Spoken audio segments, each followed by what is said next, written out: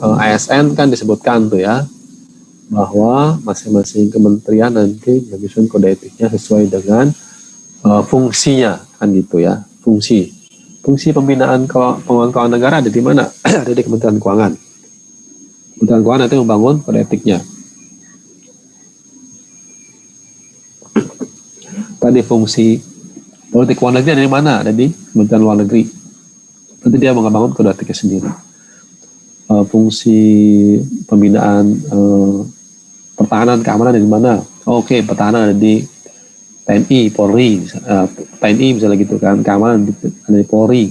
Mereka punya kode etik juga nanti, membangun kode etik ya. Nah di sini kebetulan karena kalian PKN ya, keuangan negara, maka kode etiknya dan kode perilakunya untuk ASN Kementerian Keuangan ya. At least nanti orang-orang yang berkutat di bidang keuangan, ya keuangan negara ya. Jadi konsep-konsepnya ya kita udah pernah belajar di sini di pertemuan awal ya, kebiasaan ya, perilaku habit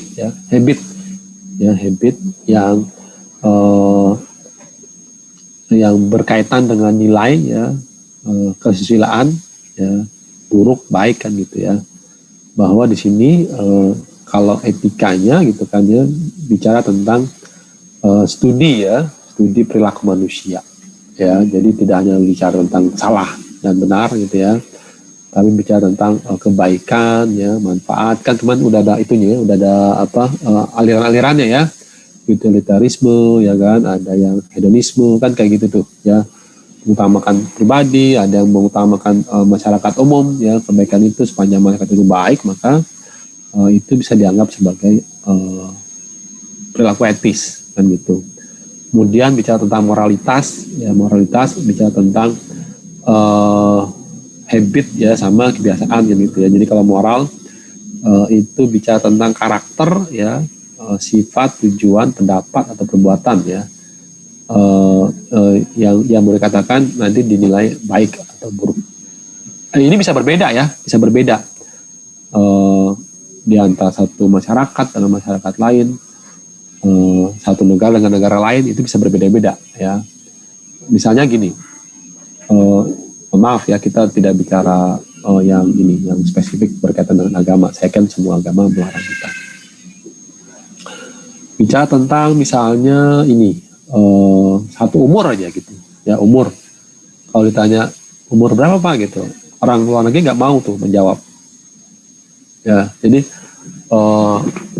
ada semacam, kalau orang Timur, orang Indonesia khususnya itu kan kehangatan keluarga ya, kehangatan keluarga. Yang berkatakan kita punya tadi ya kebiasaan ataupun adat bahwa kehangatan keluarga itu di Indonesia sangat bernilai ya, sangat bernilai. Tapi kalau di luar negeri misalnya gitu ya, itu belum tentu. Kenapa? Karena kalau di luar negeri mereka misalnya gini, orang yang sudah lulus SMA itu sebuah kebiasaan atau sebuah hal yang biasa terjadi, mereka akan meninggalkan rumah. Mereka akan berusaha untuk mandiri. Kalau mungkin di Indonesia khususnya apalagi ya, yang ini belum bisa karena tadi ya masih ada tanggung jawab dari orang tua. Ya gitu misalnya. Nah, itu salah satu nilai-nilai yang bisa terjadi perbedaan antar culture ya, antar budaya ya, antar suatu negara. Tadi misal umur, bisa tadi ya bicara tentang keluarga gitu ya. Jadi kalau saya pernah nanya di sebuah shelter gitu ya, saya lihat ini orang hebat banget gitu ya, menurut saya sudah senior banget gitu ya, tapi masih independen dia gitu loh. Maksudnya independen itu masih belanja ke supermarket sendiri ya, masih naik bus sendiri gitu kan. Walaupun ada yang dampingi. Saya ngobrol di satu tempat itu, saya tanya, kan dia udah senior banget menurut saya, bilang kamu kuat sekali kan gitu ya, sedangkan fisik yang sedemikian terlihat ini senior gitu kan, tapi masih melakukan aktivitas secara mandiri. Ini dalam bahasa Inggris gitu ya, dalam bahasa Inggris. Waktu itu saya takjub juga. Pas saya tanya, memang umurnya berapa Pak gitu, dia nggak ngejawab, dia senyum aja. Kamu nggak perlu tahu umur saya berapa gitu. Jadi itu suatu hal yang menurut dia pribadi, nah gitu ya. Itu contoh ya perbedaan apa namanya culture antara adab gitu ya, atau kebiasaan antara satu negara dengan negara lain. Hal yang sama pun pernah disampaikan oleh orang waktu saya pas kuliah di sana kan, saya suka diskusi ya, dalam pengertian untuk meningkatkan kemampuan berbicara bahasa Inggris saya, itu mereka menyediakan tempat gitu loh, senior gitu ya, orang tua diberi pekerjaan ya, diberi pekerjaan untuk membantu kita dalam meningkatkan kemampuan bahasa Inggris, khususnya berbicara. Adalah salah satu yang menurut saya mungkin sekitar umur 60-an ya, tapi dia suka traveling gitu ya, dia tanya sama saya, dari mana gitu dia. Saya dari Indonesia. Oh, saya sering loh ke Indonesia. Kita kayak gitu ya bahasa Indonesianya. Saya sering loh ke Indonesia gitu. Dia bilang, saya tahu sekali salah satu culture kamu. Misalnya gini, pada saat saya di taksi, dia bilang gitu ya. Begitu saya tanya, bagaimana keluarga Anda? Gitu. Orang Indonesia akan selalu bercerita gitu. Wah, keluarga saya begini, berapa anaknya? Oh, hangat sekali gitu. Berbeda dengan yang ada di negara kami gitu ya. Negara kami kalau ditanya masalah keluarga, dia malas menjawab, itu urusan saya gitu, bukan urusan Anda. Tapi kalau di Indonesia tadi ya, supir taksi pun pada saat dia baru landed ke Indonesia, dia cerita, mana keluarga bapak? Senang sekali tuh dia menceritakan tentang keluarga si supir taksi. Itu contoh bagaimana moral itu atau value itu bisa berbeda antara satu negara dengan negara lainnya. Oke, nah apa hubungan antara etika dan hukum nih ya? Kalau hukum bicara tentang salah satunya adalah punishment ya. Ini apa namanya penjeraan. Hukum itu kan penjeraan ya, penjeraan. Nah, kalau bicara ini ya, bicara hukum gitu kan, hukum itu kan dimulai dari nilai, asas, norma dan ketentuan tertulis ya. Indonesia kan masih menghadap ini apa? asas tertulis ya, kodifikasi. Semua peraturan ya untuk undang-undang itu tertulis, kodifikasi. Nah, di situ ya tataran etik gitu kan, tataran etik kan bicara tentang tadi ya, bicara tentang norma ya. Sedangkan hukum itu bicara tentang yang apa nyebutnya ya, yang tertulis lah. Jadi boleh katakan etika itu posisinya ya norma, moral atau itu posisinya lebih tinggi daripada hukum. Makanya kalau bicara ini nggak melanggar hukum ya itu nggak salah gitu ya, itu nggak salah, tapi ternyata tatarannya dia gitu ya, pola pikirnya dia ya, kalau nggak diatur oleh hukum maka itu nggak dilarang. Itu betul ya, itu betul, tapi dia tidak bicara nilai-nilai moralitas. Misalnya gini, kamu ada kerumunan orang misalnya gitu ya, lagi ada acara misalnya gini deh, misalnya di sebuah tempat ada orang yang sedang berduka gitu ya, dan berduka, kemudian kamu mau lewat ya, kamu kebetulan pakai motor, hukum kan nggak mengatur itu gitu ya, kamu boleh aja lewat saat gitu, toh nggak ada yang mau melarang bahwa kamu lewat. Tapi kalau kamu lewat itu dengan cara permisi ya kan gitu ya, itu kan menunjukkan norma, menunjukkan moralitas kamu tuh ya, dengan cara permisi ya, boleh nggak lewat gitu, karena kan kamu lihat bahwa sedang ada yang berduka kan gitu ya. Nah itu lebih elegan menurut saya ya, lebih bernilai ya, sekedar kamu lewat through gitu ya, tanpa ada kata-kata, tanpa ada ucapan-ucapan yang dikatakan menimbulkan empati kepada orang yang sedang berduka. Itu tuh ya, jadi antara etika dan hukum ya ada beberapa. Kalau etika lebih cenderung kepada keberlakuannya ya. Jadi boleh katakan lingkupnya tertentu ya. Tadi kan lokal itu masalah itu. Tapi kalau misalnya kita kaitkan dengan profesi, ada ini apa namanya? Ada etika akuntan ya. kode etik lah gitu ya, kode etik pengacara, kode etik akuntan, kode etik insinyur, kode etik ASN. Jadi berlaku untuk hal tertentu atau pihak tertentu atau komunitas tertentu ya. Tapi kalau masalah hukum, maka sepanjang begitu diundangkan ya begitu diundangkan oleh pemerintah, kalau undang-undang berarti kan oleh pemerintah dan DPR gitu ya, maka itu berlaku untuk semuanya. Ya, misalnya undang-undang tentang ASN, begitu disahkan oleh pemerintah dan DPR, maka itu berlaku untuk semuanya. Mulai dari siapa? Mulai dari orang yang ingin menjadi ASN, ya kan? Kemudian pada orang-orang yang telah menduduki jabatan ASN, berlaku mulai dari Sabang sampai Merauke. Ya. Undang-undang tentang misalnya administrasi kependudukan, ya Adminduk, maka itu berlaku kepada semua warga negara Indonesia yang berada tinggal di Aceh sampai dengan Papua, termasuk warga negara Indonesia yang ada di luar negeri. Ya, itu undang-undang ya. Nah, kemudian kalau etika, dia disusunnya berdasarkan kesepakatan di antara anggota-anggota itu, ya, anggota-anggota profesi. Nah, kalau hukum ya disusun oleh siapa? Kesepakatan juga sebenarnya esensinya, tapi oleh pemerintah dan masyarakat. Masyarakat dalam ini diwakili oleh siapa? Oleh legislatif.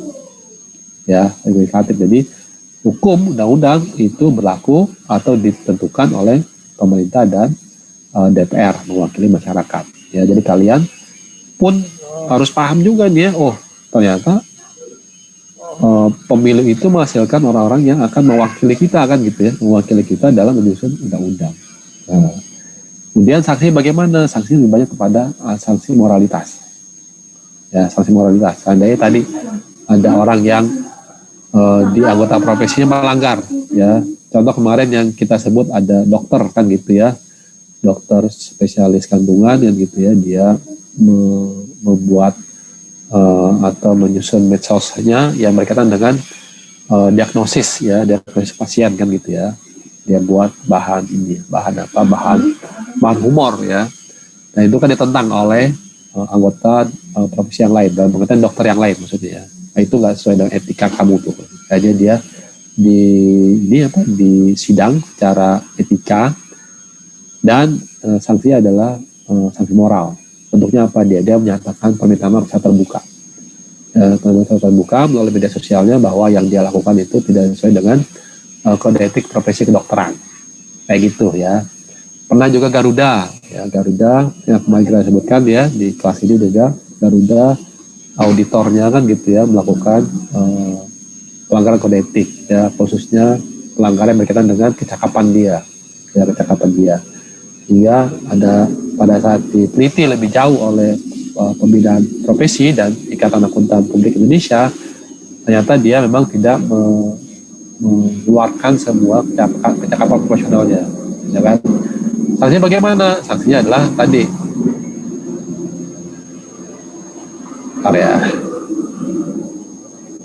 pemantauan mudik kayak gitu ya, helikopter view dia.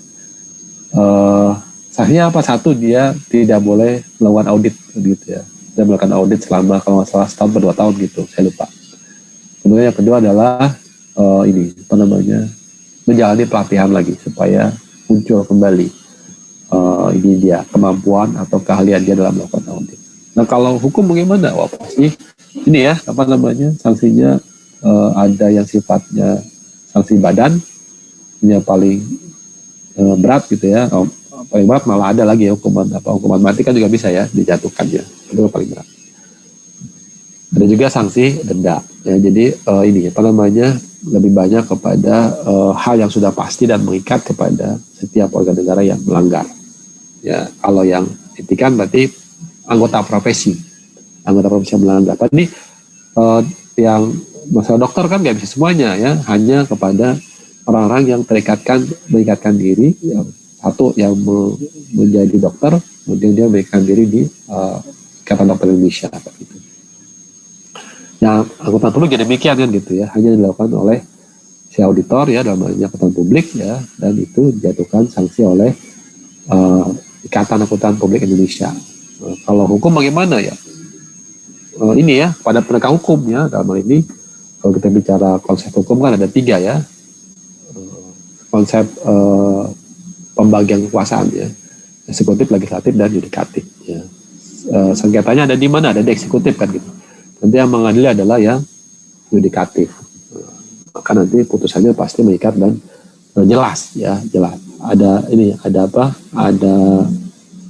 Ada kategori ya, dalam pengertian berapa putusan yang harus dijatuhkan, kemudian termasuk juga putusan ataupun sanksi sifatnya materi ya. Nah, kalau di Kementerian Keuangan ya, maka ada di samping kita punya Undang-Undang ASN ya yang 2014, maka Kementerian Keuangan juga mengeluarkan ini apa namanya, kode etik ya, kode perilaku ya. Ini saya belum tahu yang terbaru nih ya, saya nanti silakan cek yang terbaru ya, apakah sudah ada peraturan Menteri Keuangan ya yang mengatur lebih update ya terkait dengan nilai di Kementerian Keuangan ya. Saya belum melihat yang terbarunya ya. Nah, ini nilai dasar ASN ya, sesuai dengan yang sudah kita pelajari bersama waktu di kode etik ASN ya, sama ya, ideologi Pancasila, undang-undang dasar gitu kan,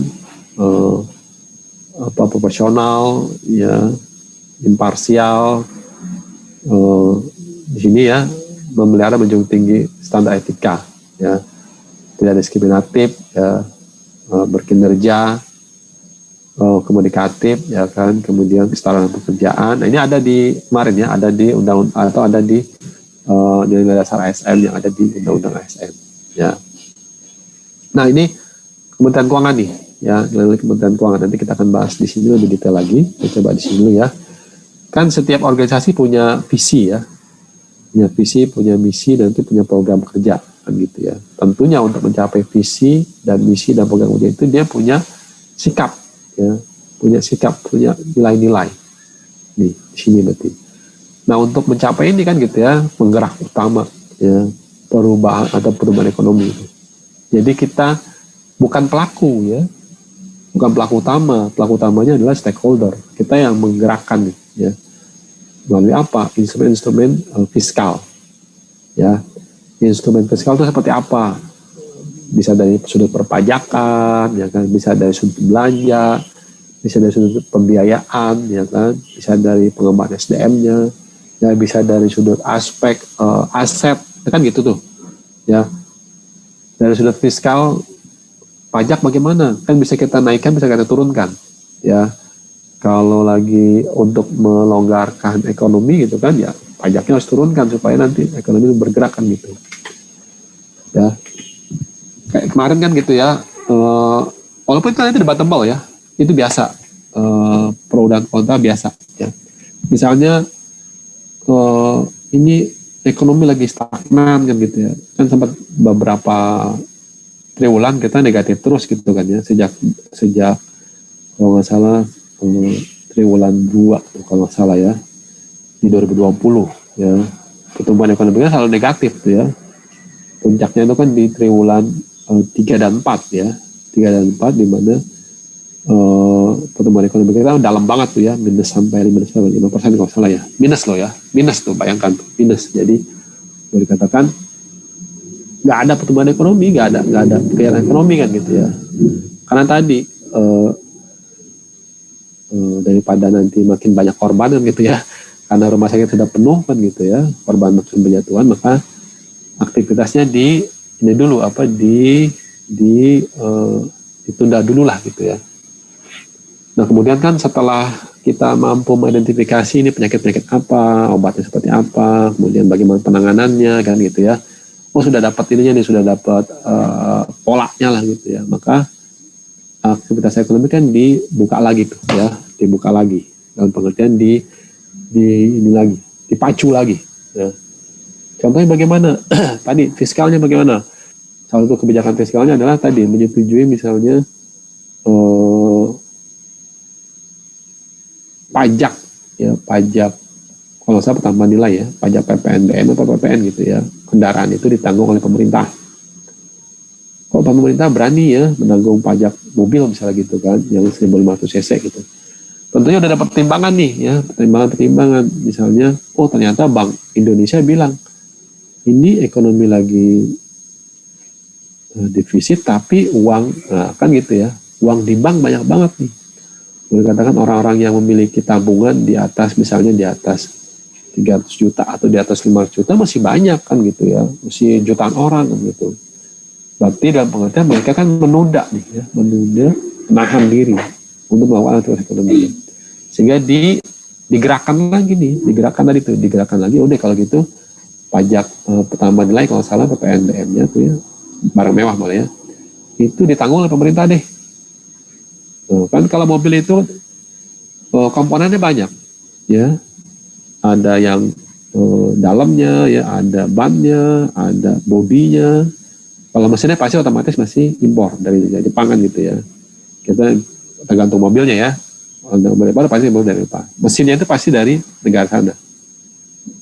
Tapi bodinya ya kan, kemudian jok-joknya, kursi-kursinya gitu ya, ban-bannya, kemudian yang lain-lainnya itu pasti dari dalam negeri ya, sehingga begitu dilihat wah ini ada peluang untuk menggerakkan ekonomi misalkan gitu ya, karena tadi orang yang bisa misalnya mobil terbeli, maka tadi industri industri karoseri berjalan ya kan, industri tadi jok mobil berjalan, industri ban mobil berjalan bergerak ya, industri aksesoris mobil bergerak juga, sehingga diharapkan tadi itu ya menggerakkan, sehingga dengan kebijakan pajak bank mewah ditanggung pemerintah itu industri-industri lain bergerak ya, industri pembiayaan bergerak lagi ekonomi ya, sehingga nanti harapannya dengan industri-industri bergerak kembali, maka tadi ya secara keseluruhan nanti ekonomi akan berputar kembali. Nah kayak gitu tuh ya. Nah dari visi inilah contohnya nanti misinya kan gitu ya, buat misi nih ya, ada tingkat kepatuhan pajak dengan berkaitan dengan fiskal nih ya, bea cukai ya kan, diharapkan nanti tingkat kepatuhannya tinggi kan gitu ya, bisa memberikan dampak positif di KPBN ya kan. Kalau ada yang melanggar ya pasti ada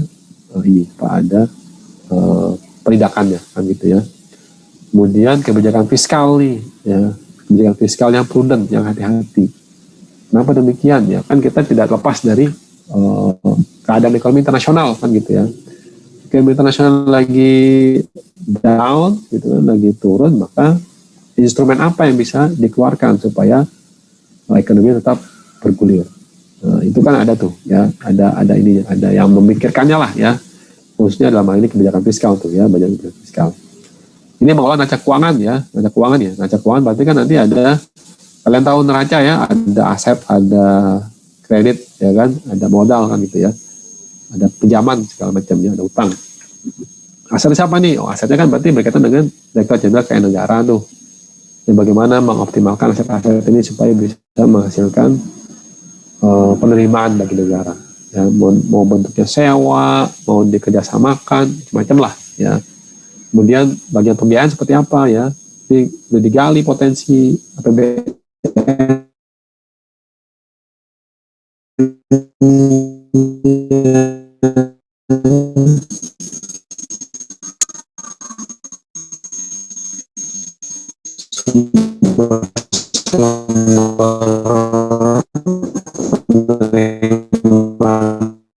Negara sudah dicari ya kan, sudah itu tadi pembiayaan. Pendapatan, distribusi pendapatan negara jenderal apa nih yang mendistribusikan pendapatan? Yang tahu nggak? Rehan atau nggak Rehan? Di Kementerian Keuangan yang bagian distribusi pendapatan apa? Rehan?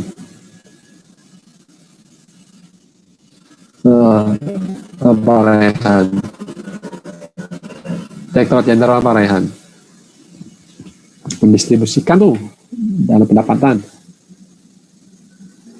Yo. Nggak tahu nggak? Masih ingat nggak? Ajeng, tahu nggak Ajeng? Yang bagian mendistribusikan pendapatan negara Ajeng.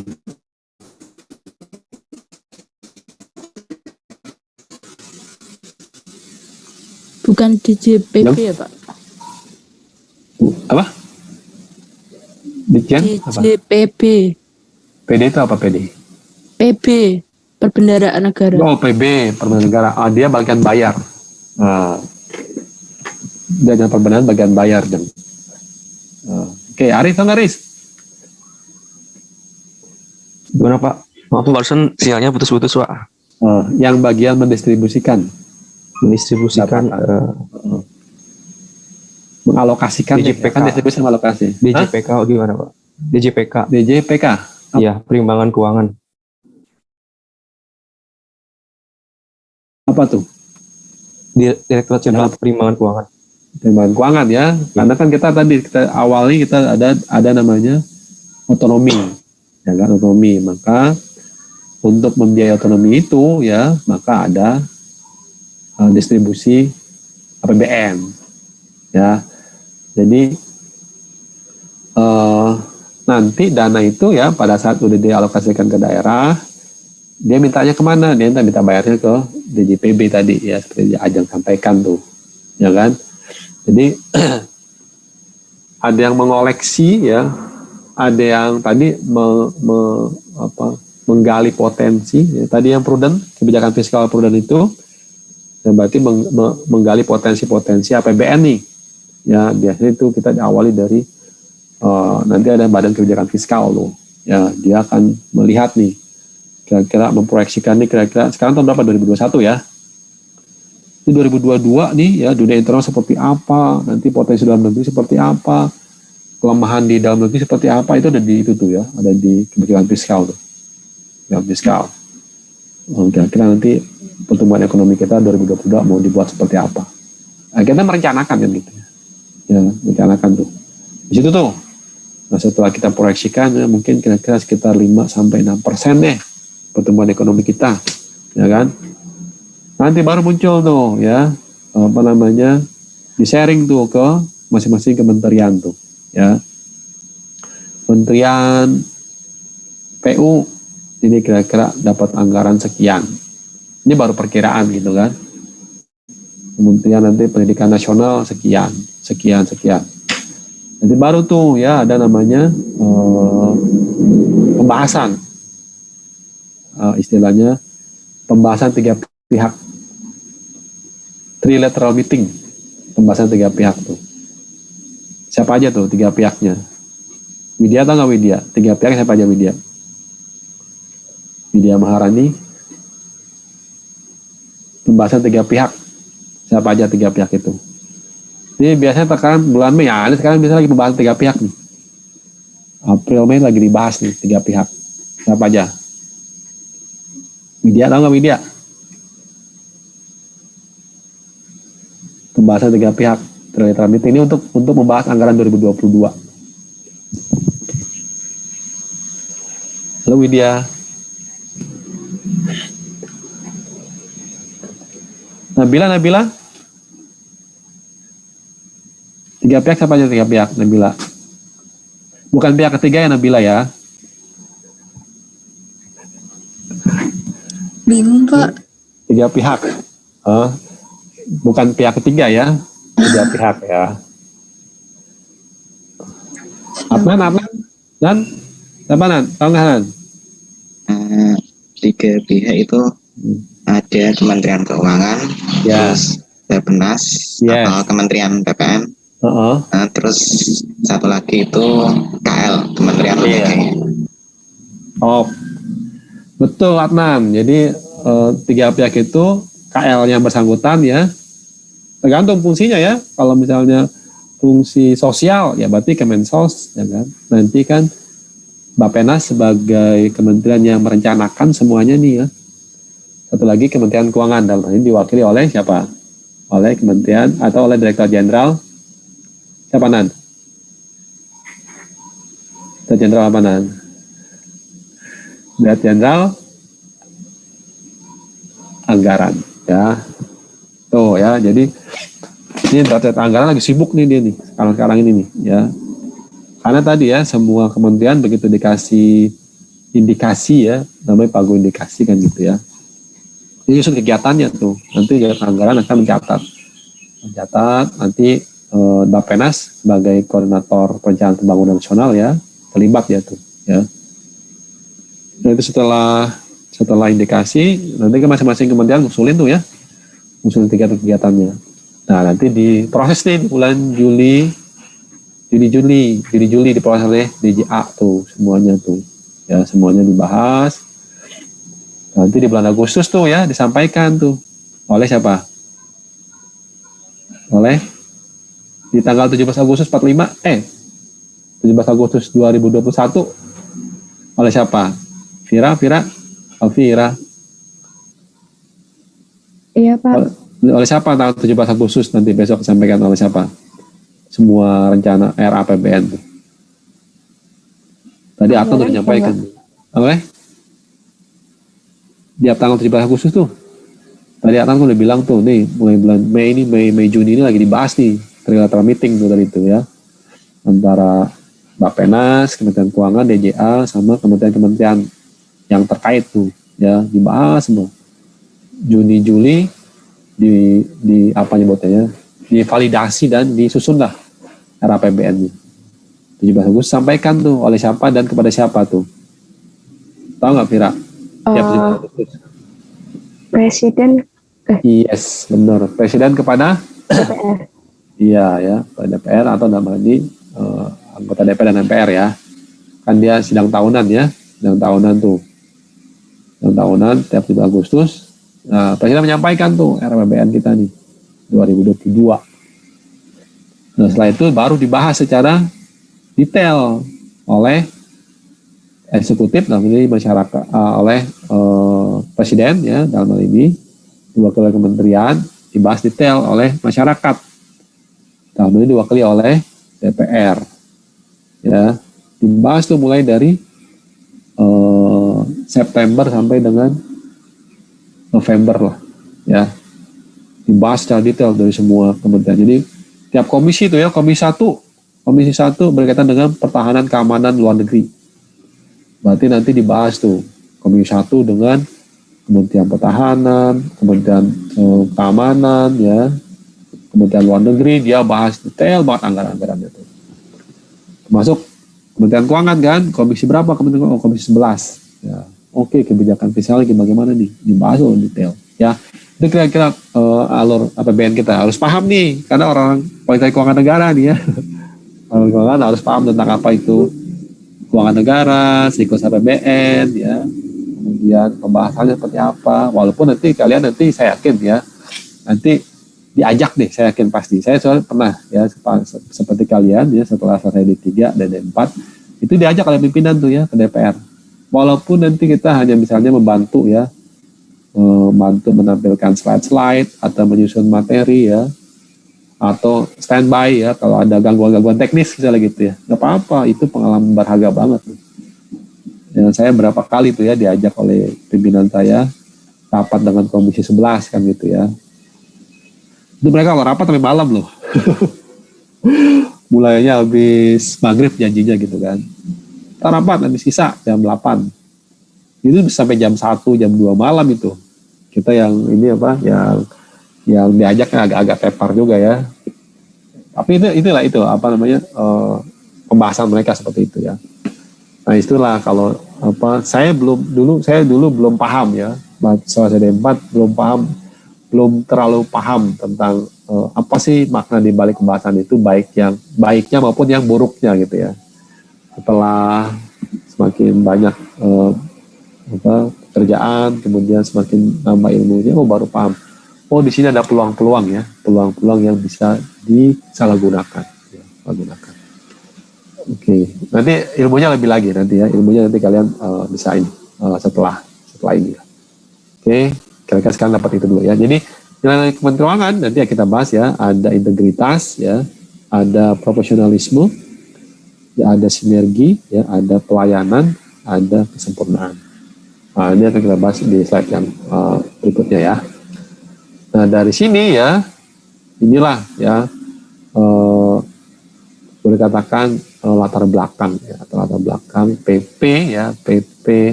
PMK 190 2018 tuh ya, bahwa di PP 42 tentang pembinaan kode etik ya, sebutkan tuh nanti masing-masing kementerian membuat kode etiknya sendiri ya. Ya, kemudian nanti tadi dikaitkan dengan yang sini ya, nilai-nilai Kementerian Keuangan ya, apa visi misinya kan gitu ya, sehingga kita nyusun nih kode etiknya. Jangan sampai tadi sini ya, pajak akhirnya karena orang bekerjanya nggak berintegritas, ya. Ya, kasus-kasus yang sebelumnya kan, ya, ada siapa aja kasus-kasus yang pernah masalah. Ada Pak Gayus, ya, ada Kak Gayus, ya, kakak kalian tuh ya, kakak kelas kalian tuh. Itu contoh yang nggak bagus ya. Ada Kak Gayus, ada Kak Dana, ada kakak-kakak yang lain lah, ya. Tapi harus bangga juga loh, harus bangga juga. Karena apa? Karena yang nangani juga kakak kelas kalian, ya. Jadi betul ya, ada kakak kelas kita yang punya masalah, tapi harus bangga juga bahwa kakak kelas saya juga yang menyelesaikan orang yang bermasalah itu, ya, memproses. Jangan salah loh, termasuk salah satu saya dulu pernah di sana ya. Saya ini nggak direkod ya, jangan direkod ya.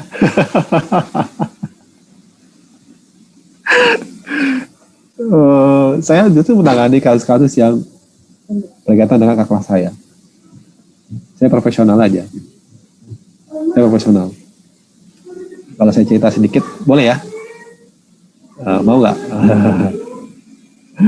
2010 ya, 2010 pada saat yang bea cukai kan, berarti banyak kakak kelas saya kan gitu ya.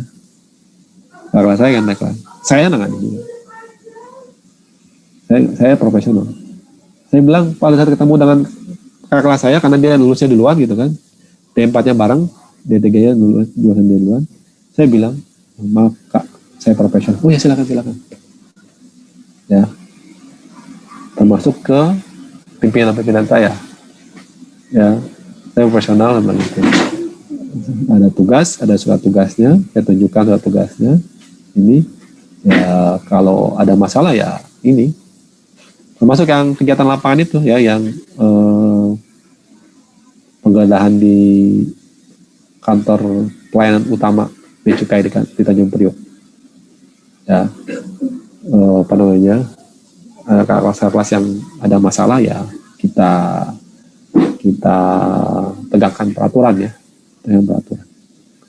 Termasuk yang sekarang, ada yang tahu kasus yang paling hangat sekarang ini siapa? Halo.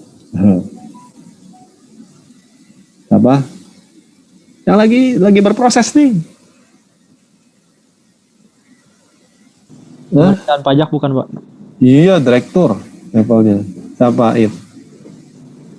Tapi bukan alumni STAN kan, Pak? Gue alumni.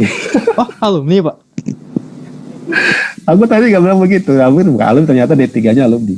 Oh iya. D3-nya alumni. S1-nya diambil di luar. STA, aku lupa. Kalau nggak salah STA 84 kalau nggak salah. STA 84. Kalau kita kan linting, saya masih STA 95 ya. Kalau kalian kan udah nggak pakai STA ya. NPM kalian kan nggak pakai STA, nggak pakai kode STA ya. Betul nggak?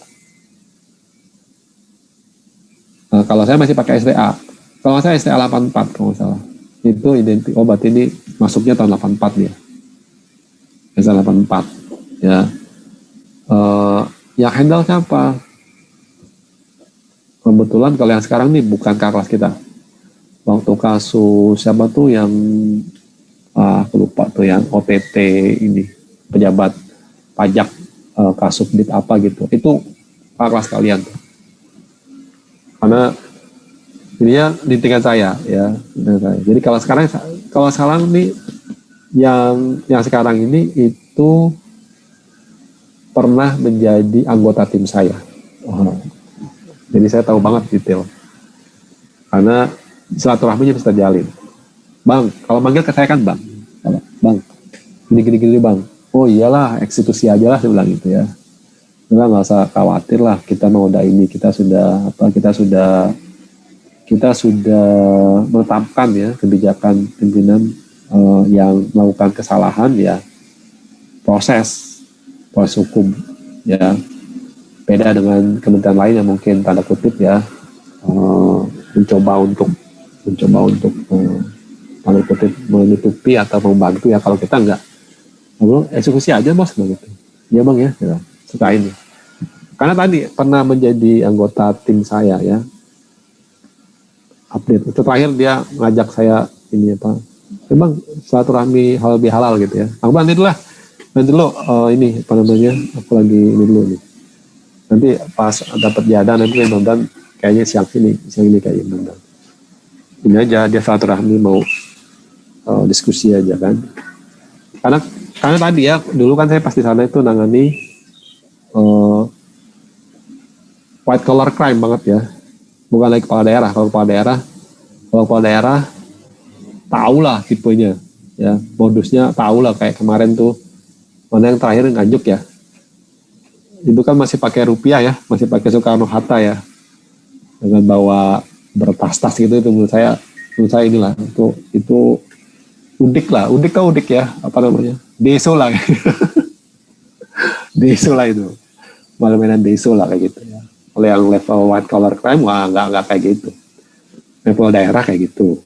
Kalau yang level pusat, white collar crime nggak main kayak gitu. Nanti kalau kalian mau tahu belajar dulu ya, belajar dulu. Ntar kalau nggak belajar nanti saya ceritakan ininya apa namanya, tekniknya beda-beda ya, nggak apa ya. Nanti ininya apa kita bahas lagi ya. Tadi supaya ini ya, ini harapannya ada penegakan hukum ya.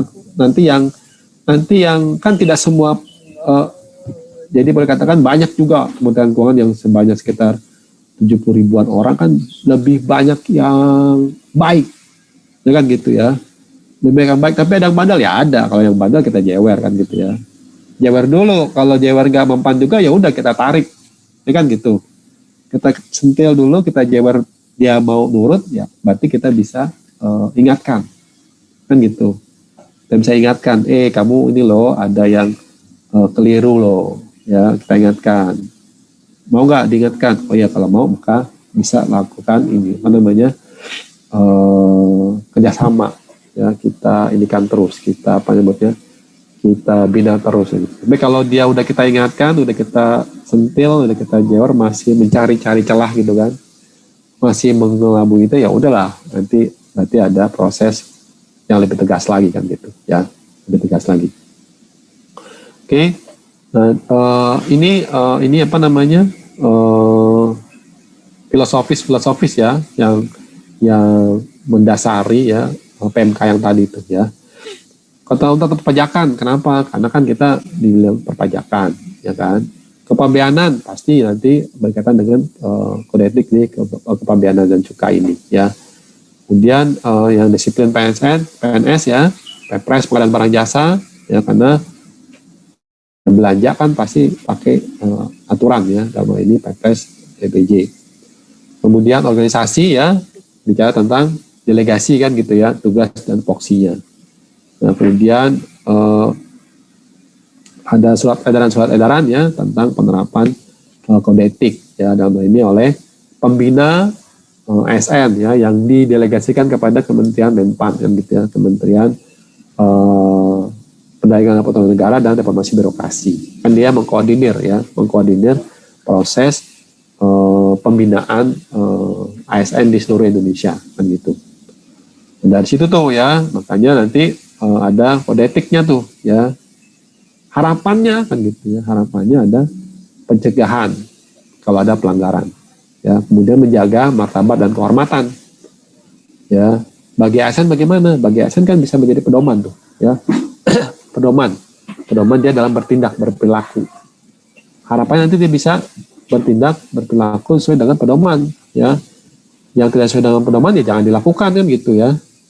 Dikasih sosialisasi, dikasih pemberitahuan.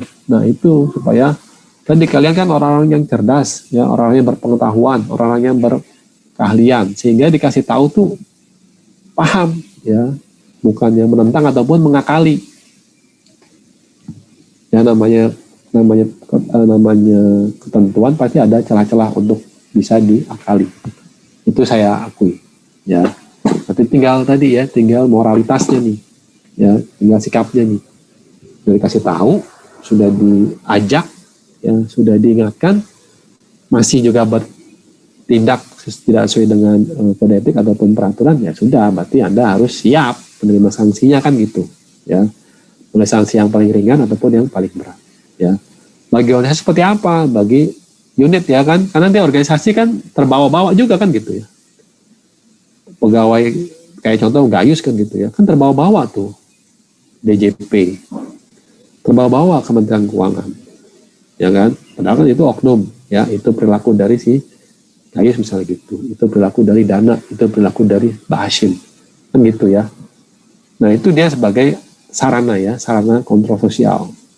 Nanti diingatkan, DJP udah punya Direktorat Kisda, ya kepatuhan internal, yang mengingatkan, ayo kita mengajak kepada setiap insan di DJP untuk tadi berperilaku sesuai dengan kode etik, ya, tidak melanggar ketentuan. Ya, khususnya apa? Khususnya tentang yang paling fatal kan korupsi saya begitu ya. Nah, karena tadi ya DJP, Bea Cukai, DJPK ya yang dari mengalokasikan anggaran itu kan sangat rentan ya, sangat rentan bertemu dengan pihak-pihak yang berkepentingan.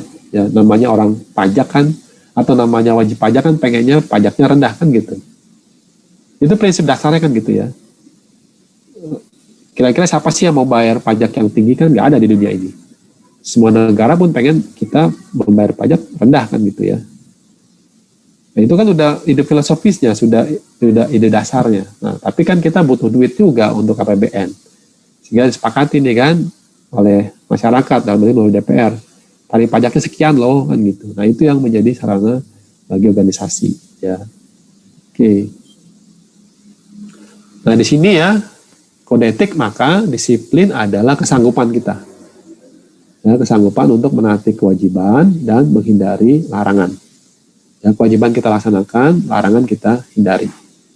Ya, tentunya kalau itu kita bertentangan maka ada sanksinya. Ya ada sanksinya nih ya. Oke, ada sanksinya. Jadi kalau itu harus kita siap ya, siap nih. Jadi kalau PMK 190 ini ya yang 2018 maka itu untuk Kementerian Keuangan, pegawai Kementerian Keuangan ya diatur atau berpedoman pada PMK ini ya. Supaya tadi ya tidak hanya di lingkungan kantor, juga di lingkungan kehidupan sehari-hari. Karena kode etik tadi itu ya, kode etik boleh katakan hampir 24 jam lah. Ya, hampir 24 jam mengatur diri kita, ya mengikat diri kita. Bagaimana sikap kita kepada tetangga, ya kan, kepada rekan kerja, ya kepada pimpinan, yaitu kita diberikan pedoman, diberikan guidance, ya diberikan guidance supaya tadi ya kita punya moralitas. Contoh nih, ya contoh misalnya ini integritas, ya. Misalnya diminta tidak memasuki tempat yang dipandang tidak pantas secara etika dan moral. Ya. Misalnya masuk ke tempat klub malam gitu kan. Ini perjudian nih. Perjudian dilarang ya. Judi kan dilarang, tapi kan pelanggaran ya. Ke klub malam gitu kan, tempat happy gitu ya. Perjudian juga boleh ya. Di situ ada perjudian, ada meja kasinonya misalnya gitu kan. Ya. Ada ini yang suka nonton ini James Bond, film-film James Bond ya. Casino Royale, tahu nggak Casino Royale? Ya, kan kayak gitu-gitu ya. Ada klub malam, ya ada klub malamnya, ada apa dunia gemerlap ya, dugem ya, dunia gemerlap ya, dan gitu kan gitu ya. Dunia apa hip hop ya, hip hop, musik apa DJ ya, disc jockey kan gitu ya. Musik-musik ya kalian tahu lah ya, saya juga tahu ya. Pernah nggak saya ke sana ya? Pernah juga gitu, tapi bukan dalam rangka bukan dalam rangka hal-hal negatif ya, ada penugasan kan gitu ya. Kok penugasan tempat gitu Pak? Bisa dong. Kalau kalian bisa nggak ditugaskan ke tempat-tempat kayak gitu? Kira-kira orang DJP. Ayo. Cahyo. Nah, Cahyo nih biasa yang jago dia. Yuk, bisa nggak ya? Kamu ditugaskan di tempat-tempat dunia gemerlap gitu dari DJP. Oh, siapa?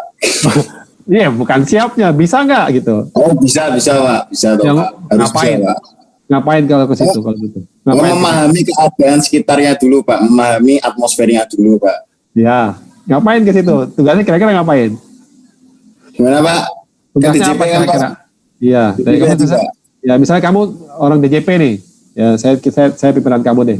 Coba kamu masuk ke itu yang terkenal apa? Terkenal dulu kita. Misalnya apa ya? Kemarin yang ditutup apa tuh? Bisa. Yang Ya. ditutup apa kemarin dari DKI? Ada ingat nggak yang ditutup kemarin tuh diskotiknya? Oh, enggak tahu Pak. Aduh. Saya bukan anak malam Pak. Namanya apa sih lupa aku. Ya kamu masuklah ke dunia itulah misalnya gitu ya, ke dunia diskotik tuh ya.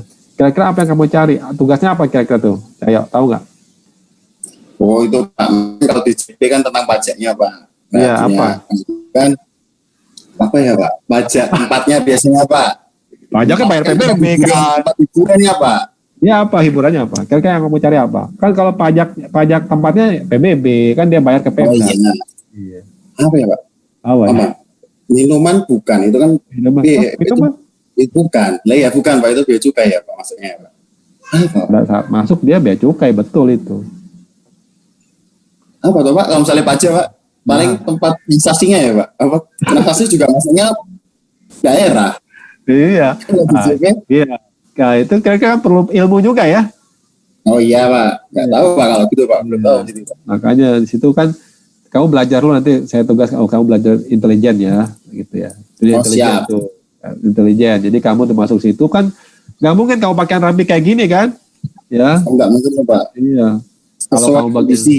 apalagi kayak saya berjenggot gini ya, wah ini ngapain nih Ustadz gitu kan ke dunia gini ya gitu kan. Ada di sini yang berjenggot gak nih kayak siapa nih? Ada berjenggot kayak, kan saya harus merubah penampilan saya dulu dong, ya enggak? Saya cukur kumis dulu, saya cukur jenggot saya dulu, saya pakaian yang apa, pakaian casual kan gitu ya, pakaian casual, tapi harus branded dong, ya kan? Harus branded, celana jeans, ya kan gitu kan? Kalau perlu pakai jas, gitu kan? Ininya misalnya kaosnya dalam baju saya dalamnya misalnya Hermes ya kan, ya harus dong walaupun KW gitu kan harus jaga kan itu kan di situ nggak dicek kan Hermes asli atau bukan kan nggak dicek pokoknya Hermes kan gitu pakai jasa pari pakai celana yang casual itu kan ada di pelajaran intelijen itu. Kalau saya pakai begini ya tampilan jagat begini ya ngapain Ustadz curigai duluan tuh nggak boleh masuk kita kan gitu. Wah Ustadz nggak boleh di sini. Belum masuk nggak dapat tugas saya nggak selesai kan gitu. Tugas nggak selesai. Kenapa saya cerita seperti ini? Karena waktu itu teman saya berita gitu. Ya ini gue ditugasin nih. Kenapa? Satu biasanya hal-hal mereka laporan keuangannya selalu rugi. Dia bilang gitu. Atau untungnya dikit banget gitu kan. Padahal pengunjung diskotik kan banyak banget gitu ya. Minumannya itu jual mahal-mahal tuh. Betul dia bayar cukai, dia bayar cukai. Tapi kan itu dijual kepada konsumen. Ya termasuk ya, mohon maaf ya, termasuk kan misalnya apa namanya tempat karaoke-nya, ya kan. Kemudian tempat pengunjungnya bayar berapa. Karena itu dilaporin sebagai pajak gitu kan. Harga jual dulunya berapa. Mau nggak mau itu kan berarti mendekati siapa? Kira-kira nih yang Riz, kamu pengen tahu Riz, kamu pengen tahu harga minuman per gelasnya berapa? Ya kalau kamu pengen tahu nih Riz, ini harga minuman per gelas atau per botol gitu kan? Whisky di situ misalnya gitu ya, whisky di situ, kamu kira-kira nanya ke siapa Riz? Ke kasirnya Pak. Di dalam, kasir ya, nggak bakal kasih tahu kamu beli berapa gitu, nggak bakal dikasih tahu kamu. Siapa Riz? Ke orang-orang yang minum mungkin Pak. Ah iya, orang minum. Iya. Kamu kenal? Ya pastilah, maksudnya kenalan aja gitu, ngobrol biasa. Iya, Akrab, Pak. Ya. Oke sih. Siapa lagi? Paul. Nah, ini kayaknya keren Paul nih kalau saya tugasin. Coba cari situ harga minuman berapa kok. Di sini laporan pajaknya selalu sedikit untungnya kamu panggilnya Paul apa Siagalan? Paul, Pak. Paul, kamu masuk ke dalam kira-kira kamu nyarinya informasi ke siapa salah satunya Paling langsung pesan, Pak. pesan oke. Iya. Langsung dapat ya. Iya, Pak. Nah, kebetulan kamu Paul kan nggak masalah nih ya buat minuman kayak whisky gitu ya. Iya. Iya, bisa situ langsung pesan, ya kan? Pesan. Wah, saya kebetulan nggak boleh minum. Tapi ini kan apa namanya, harus pakai teknik-teknik. Misalnya aku cari ke Said sekarang. Wah, Muhammad Said nih. Kalau Paul kan tadi boleh bisa miskin ya. Ini saya nggak bicara ini ya, sebentar. Saya tidak bicara sara ya. Saya tidak bicara agama enggak ya. Tapi saya bicara tentang gimana sih teknik kamu seandainya tadi ya ditugaskan di JP. Ya, Iya, Pak. It. Kamu kan ibaratnya nggak bisa minum whisky nih, misalnya gitu kan. Iya, Pak. Wah, gue minumnya apa nih? Gue minum soda deh gitu. Kan nggak mungkin misal lemon tea kan? Di situ kan nggak ada lemon tea. Orange juice nggak ada, ketawain kamu. Orange juice jewer kamu. Luar sana gitu ya. Bukan di sini gitu jewer. Kamu kira-kira nanya ke siapa It? Ke teman mungkin, Mbak. Teman. Yang sekiranya tahu gitu, Pak. Dan dunia kayak gitu. Kan kamu di dalam sekarang nih. Kalau tadi Paul langsung beli minuman whisky, gue beli minuman deh gitu. Seloci atau seloci gitu, atau apa aku lupa namanya itu. Ya soalnya kan ya ke tempat kayak itu nggak mungkin sendirian juga gitu, Pak. Ya. Apa Paul ya? Minta Paul yang itu tanyain. Iya. Kamu sekali dapat stroke, ya kan dapat stroke tuh satu itu boleh. Kira-kira apalagi yang memperkuat harga di situ? Saya dapat stroke tuh kan. Kan stroke baru tertulis aja tuh. Memperkuat bukti kamu tuh misalnya gitu. Kamu harus nanya-nanya kan, harus menggali informasi kan. Ya kan? Maka mau nggak mau kamu mendapatkan ladies escort kan. Tahu ladies escort ya? Iya, Pak, tahu, Pak. Yang dampingi kamu minum. Ya, itu hal yang probabilitas suatu saat kamu akan temui itu. Ya. Khususnya yang bagian kan di DJP ada intelijen kan. Di Bea Cukai juga ada intelijen. Itu hal seperti itu. Ya, itu kan yang ekstrimnya ya, yang ekstrimnya. Yang penting kan kamu bisa memilahkan loh ya, mana yang tadi di sini boleh nggak masuk ke tempat perjudian? Ya kalau ada tugas ya boleh. Kalau nggak ada tugas ya jangan. Kan gitu.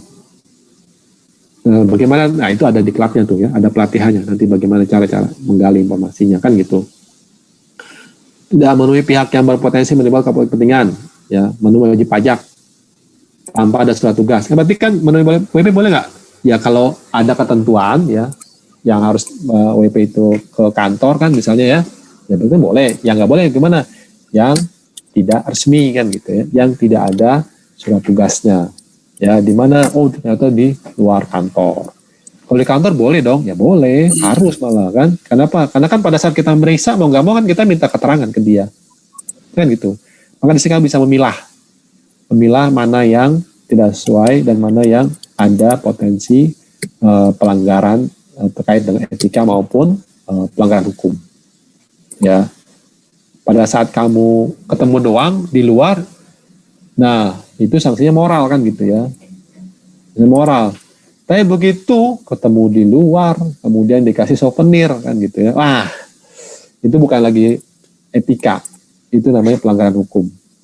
Ya, souvenir kan bisa macam-macam ya, ada yang souvenir Soekarno Hatta misalnya gitu kan. Ada souvenir George Washington kan gitu ya.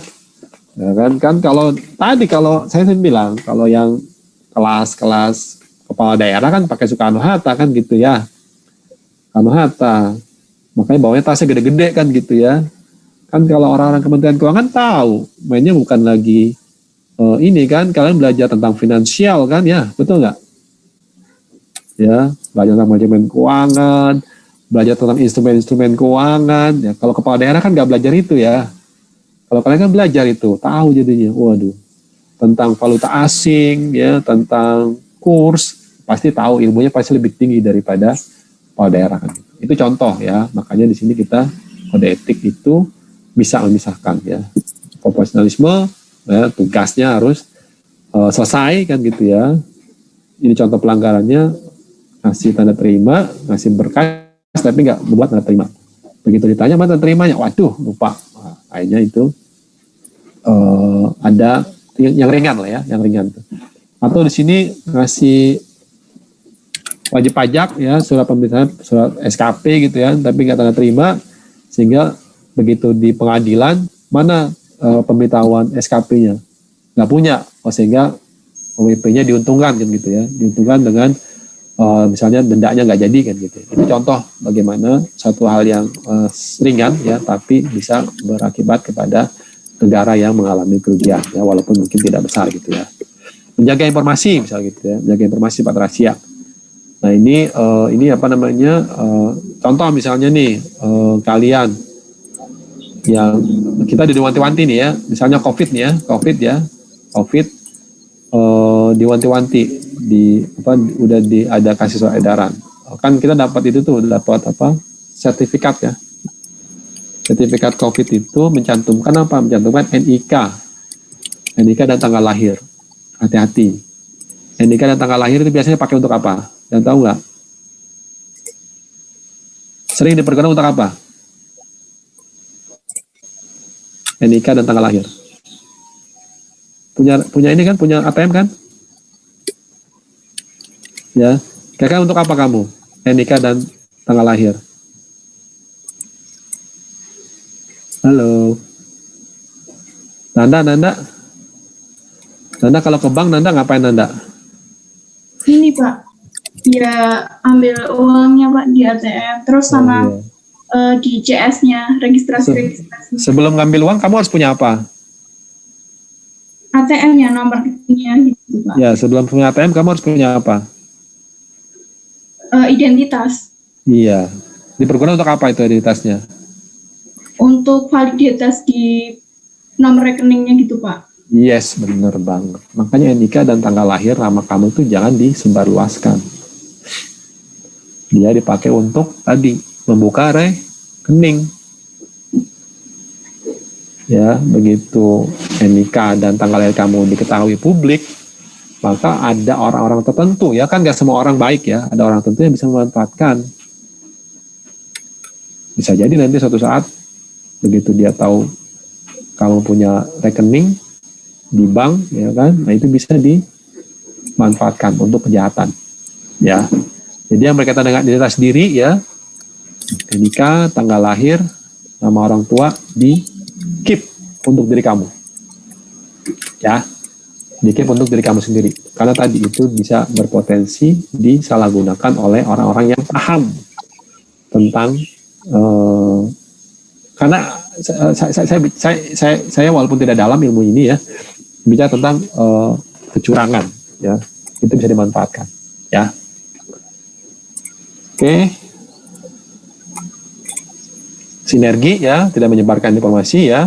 Misalnya tadi ini yang paling banyak sekarang nih, hati-hati nih ya, WhatsApp group ya, melanggar kesusilaan ya, macam-macam banyak ya. Karena kan kalian kan sekarang di dunia digital nih ya, di dunia media sosial ya, yang tadi misalnya di Photoshop ya, atau di gambarnya itu disama-samakan gitu ya, jangan sampai ya, karena kita punya undang-undang informasi dan teknologi informasi ya, undang-undang IT ya, informasi dan transaksi ekonomi ya, itu bisa ini atau bisa dijerat undang-undang itu ya, kalau seandainya yang di Photoshop itu merasa keberatan atau merasa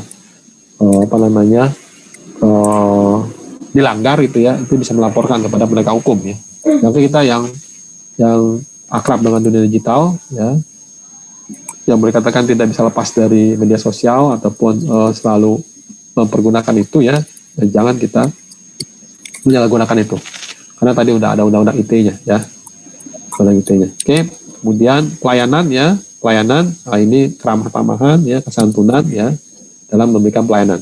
Saya rasa banyak kita sudah menerapkan ini ya, walaupun mungkin satu saat kalian ada rasa lelah ya, apalagi misalnya DJP kan gitu ya, di bulan-bulan Desember, di bulan-bulan Maret gitu kan, itu kan wah luar biasa. Mungkin sekarang teman-teman DJA nih lagi pulang malam terus ya, karena semua kementerian, bayangkan ada berapa kementerian ya, ada berapa KL, ada berapa lembaga, ada satu kementerian berapa ratus satker kan gitu ya, maka ada berapa ribuan satker yang sedang diproses ya dalam beberapa hari ke depan, dimana dia tidak lelah kan gitu ya, tapi tetap harus ramah santun ya.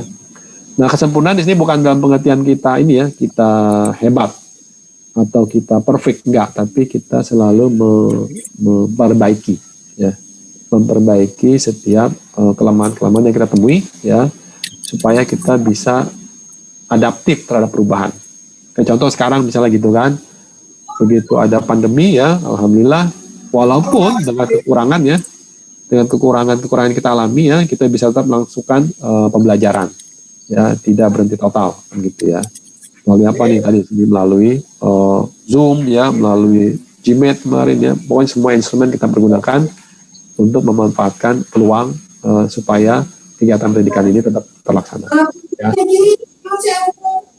Aduh, ada apa itu ya, itu kira-kira. Nah sekarang ini nih satu slide lagi ya, kita coba nilai-nilai itu apakah muncul seketika. Nah, teman-teman itu akan muncul seketika. Apakah langsung simsalabim, abrakadabra, terus jadi? Enggak ya. Ada ini, ada prosesnya. Ada prosesnya di mana nilai-nilai itu dibangun dengan upaya-upaya tertentu. Ya, dibangun dengan tahapan-tahapan tertentu. Ya. Oke, kita lihat di sini bagaimana upaya kita membangun dan menginternalisasi itu, supaya nilai-nilai di Kementerian Keuangan ini bisa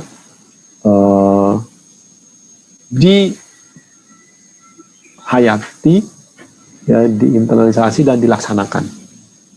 Ya, secara prinsip ya, latar belakangnya kenapa sih ya perlu ada value buat Kementerian Keuangan? Tadi, satu, strategis ASN di Kementerian Keuangan itu. Tentu kementerian lain juga sama ya. Kenapa? Karena setiap program pembangunan ya, program pemerintahan itu kan yang mengeksekusi di lapangan itu adalah para ASN ya, sehingga keberhasilan pembangunan ya, keberhasilan program-program pemerintah itu tidak lepas dari peran ASN ya. Pembangunan infrastruktur yang sekarang dilakukan oleh pemerintah itu kan nanti yang mengeksekusi di operasionalnya adalah di Kementerian PU misalnya gitu kan. Pembangunan manusia ya, yang mengeksekusi nanti di Kementerian Pendidikan misalnya gitu kan. Yang membangun tentang hubungan luar negeri dengan negara-negara lain ya, itu adalah para ASN yang ada di Kementerian Luar Negeri misalnya gitu. Yang membuat masyarakat ini tertib ya kan gitu ya, membuat tertib, taat hukum, itu ada di misalnya kepolisian gitu ya.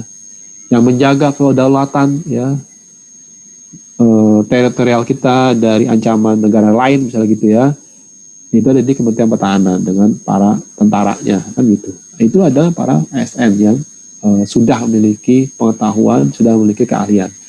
Bagaimana menjaga kondisi fiskal Indonesia ini ya supaya tetap sehat ya, sehingga pengalaman tahun 98 ya kita mitigasi sedemikian rupa supaya tidak terulang kembali ya. Nah 98 kalian mungkin udah lahir belum? Mereka 98 belum ya, ini tahun 2000-an berarti ya. 2001 kali jangan-jangan ya, 2001 lah ya. 98 kalian belum melihat dunia ini gitu kan, bagaimana terjun bebasnya ekonomi Indonesia ya. Kalau sekarang masih termitigasi nih, walaupun kita defisit gitu ya, walaupun kita defisit sampai 5%, tapi ekonomi masih bergerak kemudian tidak terjadi kondisi sosial ya, kondisi ekonomi sosial yang membuat ini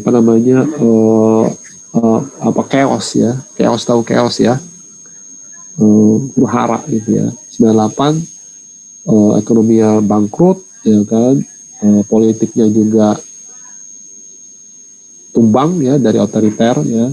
Kemudian kondisi sosial juga kondisi sosialnya juga memprihatinkan sehingga terjadi chaos yang luar biasa tuh ya. Sisi lain juga tadi ya, ASN ini harus memiliki kompetensi. Kalian selama 3 tahun ini dibangun kompetensi kalian nih, pengetahuan kalian ya, termasuk juga keahlian kalian khususnya di bidang keuangan negara tuh. Kalian tahu tentang SPM, tahu SPM ya? Surat perintah membayar ya, SP2D, surat perintah pencairan dana kan gitu ya. proses pengadaan barang dan jasa, ya, proses pencatatan akuntansi, ya, proses udah belajar pajak juga kan ya, SPT pasal 21, pasal 22, ya, pasal 25, pasal 29 kan gitu tuh, ya. Kemudian bagaimana menyusun anggaran secara tertib, ya, bagaimana melakukan transaksi, kan itu kompetensi kalian tuh di bidang keuangan negara, ya. Kalian juga ada di situ, ya.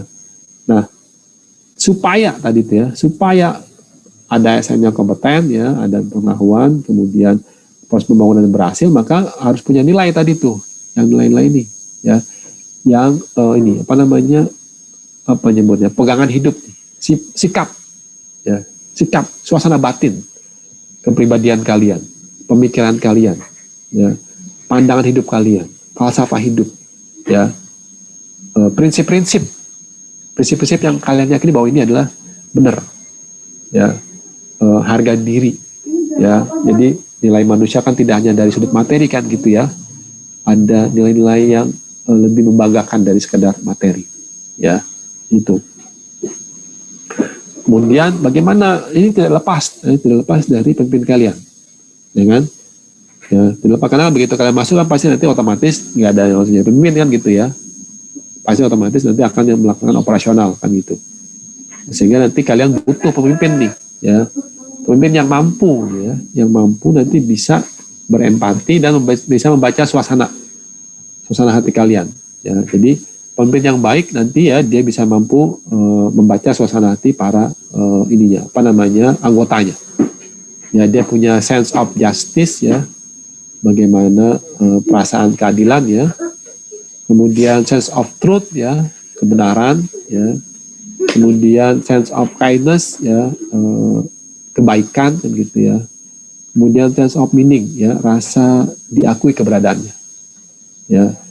Nah, itu ini apa namanya, sikap-sikap yang kita berharap bahwa nanti begitu kalian masuk ke dunia kerja, ya, ke dunia aktivitas, ya, itu punya pemimpin yang seperti itu akan menjadi suatu hal yang berbeda, ya, dinamika yang berbeda pada saat pemimpin kita adalah tidak sesuai dengan ekspektasi kita. Walaupun kita tidak bisa memilih pimpinan kan gitu ya.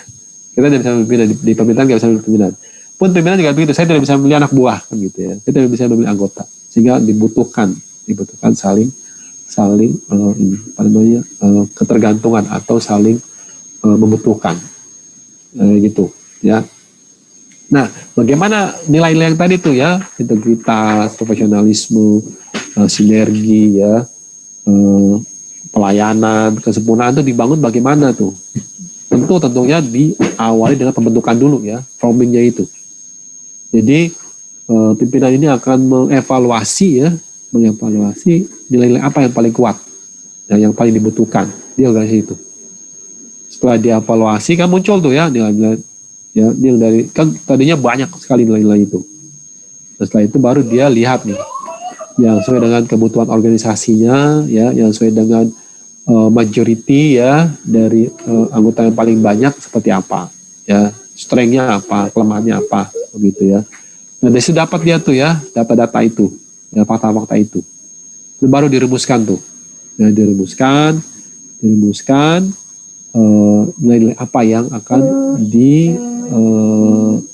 create, ya, dijadikan falsafah hidup tadi, ya, falsafah hidup atau prinsip hidup, ya, dalam ini Kementerian Keuangan. Nah, dari sini ya dibutuhkan tuh ya keteladanan pemimpin. Maka tadi aspek kepemimpinan juga penting, ya, dan sampai ya kalian suatu saat nanti bisa jadi dapat pimpinan yang tidak sesuai dengan ekspektasi kalian, ya, tapi itu harus kalian terima dan harus kalian sesuaikan, ya. Saya pun pernah mengalami hal itu, ya, ya, dan harus bisa bawa diri nih, ya, makanya dapat mantan seperti itu, ya. Dan dari situ setelah dibentuk, ya, maka storming badai kan gitu ya. Di apa nyebutnya ya?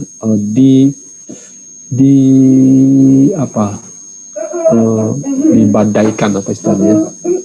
Dilempar ke floor deh gitu ya. ya dilempar ke ketua, berarti nanti ada yang pro ada yang kontra kan gitu ya, ada yang pro ada yang kontra, maka terjadi apa nyebutnya, bukan guncangan atau bukan ya, tapi apa, yang pro dia akan bisa menyesuaikan ya, yang kontra akan mencoba untuk tadi ya, akan mencoba untuk menentangkan gitu ya, ada yang setuju ada yang tidak setuju, ibaratnya gitu, ada yang mengikuti, ada yang mempertentangkan. Itu biasa dalam organisasi, hal yang biasa. Maka tentu di situ keteladanan pemimpin ya, keteladanan pemimpin ya, kemudian sikap dari pemimpin itu yang perlu ya. Nanti dari situ kan muncul reaksi-reaksi itu ya, reaksi baik yang positif maupun yang negatif ya. Dari reaksi itu baru dibuka ruangnya, dibuka ruang untuk diskusi ya, ruang diskusi. Misalnya kalau dia nggak setuju, kenapa alasannya nggak setuju ya, kalau dia mempertanyakan kebijakan itu, value-value itu, apa alasannya, kan dibuka ruang tuh untuk diskusi ya. Ada proses coachingnya ya, proses pendampingan ya, ada proses counselingnya ya, karena ada hasil dari diskusi itu ya. Ada yang pro, ada yang kontra. Kalau yang pro nanti kita perkuat kembali kan gitu ya, perkuat kembali, dan pro-nya itu tidak sekedar di tataran ucapan kan gitu ya, harus terbentuk dalam perilaku gitu. Yang kontra didengar ya kan, kenapa dia mengungkapkan alasan itu ya, kenapa dia belum setuju dengan nilai-nilai yang dibangun ya, supaya nanti ada proses penyatuan nih ya. Jangan sampai yang nggak setuju udah tendang, enggak, itu berarti pemimpin yang kurang bagus ya. Nah, kalian biasa itu dalam dinamika organisasi, makanya disarankan kalian tuh tidak hanya akademis ya, tapi juga organisasi. Kan di organisasi itu ide-ide ya, sikap-sikap, pola pikir itu kan dipertemukan tuh ya, dipertemukan, kemudian di challenge sebetulnya gitu ya, di challenge, maksudnya didiskusikan lah ya, didiskusikan supaya kita bisa dapat yang terbaik ya. Organisasi seperti itu ya, kita tidak serta-merta memaksakan kehendak kita ya, tapi kita juga tidak boleh lemah ya, kita harus tetap argumentasi. Nah, dari setelah proses itu, mana yang terbaik, kemudian mana yang dipilih yang disepakati, itu harus kita jadikan pedoman ya. Jangan kita berbicara di luar, berbeda lagi ya. Di dalam forum, disitulah forum kita untuk menyatukan pandangan kita ya, mengambil hal-hal yang disepakati bersama.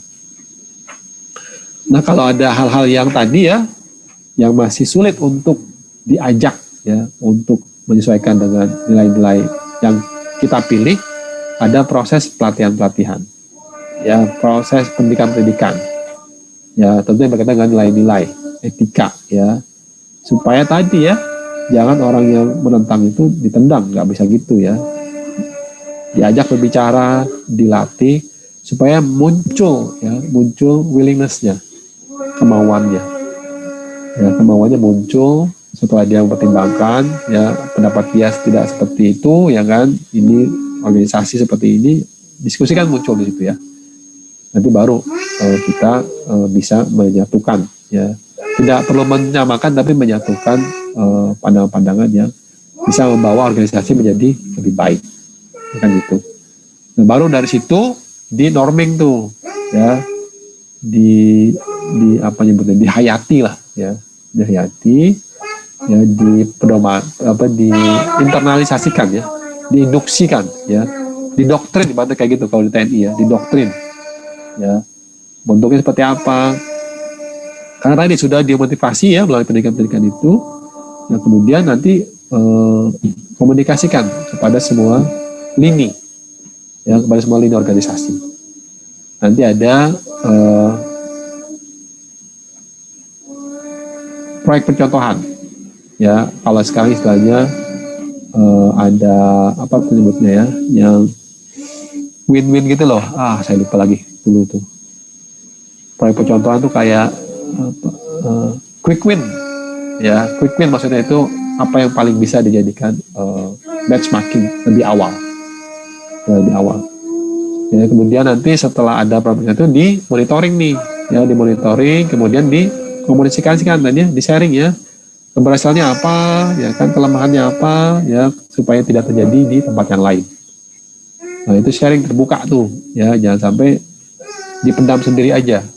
Ya, keberhasilannya dianggap sebagai keberhasilan individu, enggak, ya. Organisasi berarti keberhasilan semua anggota tim. Kelemahan-kelemahannya juga di-sharing supaya bisa diperbaiki kelemahan-kelemahannya, ya. Oke, nah dari situ baru nanti performingnya tuh, ya, sudah dibentuk, sudah didiskusikan, ya, kemudian sudah dihayati, diinduksi, baru kita berharap bahwa itu bisa berhasil dan membawa perubahan. Ya, monitoring anggota-anggota yang masih, kan biasa ya, ada anggota-anggota yang masih belum seirama, diajak terus, ya, jangan lupa kita ukur keberhasilannya, ya, keberhasilannya sejauh mana nih, ya, on the track-nya gitu, ya. Jangan lupa ada job contract reminder tuh, saya juga tiap tahun juga ada itu, ya, kan kita punya kontrak kinerja tuh, ya. Di tiap triwulan gitu kan, triwulan 1, waduh masih merah nih kan, iya saya tahu saya masih merah, dikasih reminder, ya, biarkan itu semester 1 kita buat langkah-langkah supaya kontrak kinerja itu kita bisa penuhi, ya. Nah, kalau seandainya ada hal-hal yang boleh katakan akan menyimpang, ya, akan tidak sesuai dengan ekspektasi organisasi, ya, itu sudah ada proses identifikasi, early warning, ya. Ini ada hal-hal yang perlu diperbaiki, itu sudah bisa dilakukan ini. Sudah bisa dilakukan reminding, ya, early warning sistemnya berjalan tuh, ya. Contoh-contohnya tuh, ya. Nah, itu tahapannya 4, ya, ada pembentukan, ya, ada storming, ya, pendiskusian, ya, kemudian ada penghayatan atau induksinya, ada kemudian harapan macam pencapaian hasil atau performingnya, ya. Jadi tidak serta-merta tuh yang 5 nilai itu, nilai integritas, nilai pelayanan, nilai kesempurnaan, ya, nilai sinergi, gak serta-merta. Ada prosesnya di Kementerian Keuangan, tentu dengan partisipasi dari semua stakeholder, ya, semua eselon 1, ya. Contoh tadi udah dikasih contoh ininya apa, pelanggaran-pelanggarannya, ya. Ini kita bisa kita coba lihat, ya, nilai integritas. Apa sih integritas, kan gitu, ya. Kan dia pertanyakan tuh, pas diskusi gitu kan, integritas apa sih? Jadi pun saya terus terang agak berat. Saya disclaimer deh, saya pun belum tentu bisa melakukan nilai-nilai ini, ya, tapi saya berusaha untuk selalu belajar menerapkan nilai-nilai ini. Ya, saya tidak bisa 100%, saya akui itu, nggak bisa 100%. Tapi saya berusaha untuk contoh misalnya gini, ya, contoh, ya. Nah, kemudian, kemarin ada program kan gitu, ya, ada program partisipasi nih. Misalnya kan ada, kita misalnya di pegawai tetap nih gitu kan, ASN nih dapat apa nyebutnya, dapat